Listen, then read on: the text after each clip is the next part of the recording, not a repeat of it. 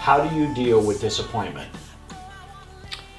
Well, let me first tell you how I used to deal with disappointment, and then I will tell you how I now deal with disappointment. So in the past, I used to deal with disappointment with a lot of anger and a lot of blame. But first, before I even got to those emotions, I would immediately go into self-doubt. I would beat the crap out of myself, because if something didn't happen for me, if I didn't get the job, if somebody didn't like me, I would immediately think it was something to do with me. It was personal. And that just leads you down the rabbit hole of negative self-belief. And once you start beating up on yourself, you can only deal with it so long, the pain. So then you have to have an outlet for that pain. So then what do? You point fingers, blame, because the pain, the emotion pain is right below anger. So when you can't handle pain anymore, you jump into anger.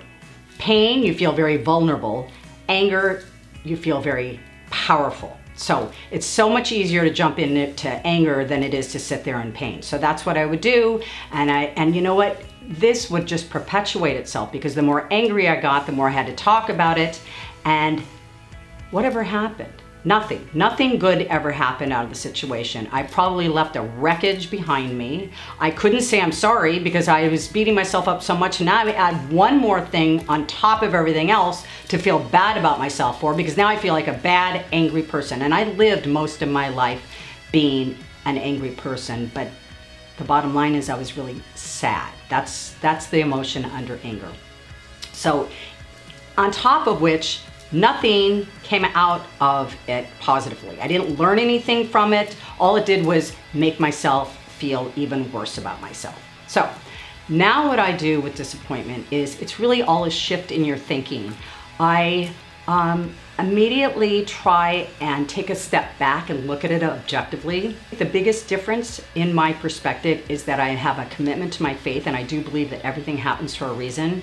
Not just the stuff that looks really pretty, but also the stuff that looks a little scary. I heard, and I do believe this, that our suffering and our pain comes from not getting something that we want, or having something that we want be taken away from us. Okay? And that's where disappointment comes in too. So if you're disappointed, it's like you didn't get something, or you got something and it was taken away from you. You don't have to suffer necessarily just because something's taken away from you or something is not given to you.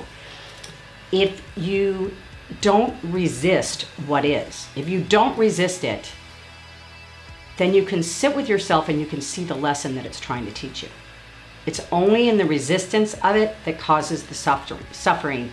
And when you resist, you are not able to see what's in front of you. So everybody's human.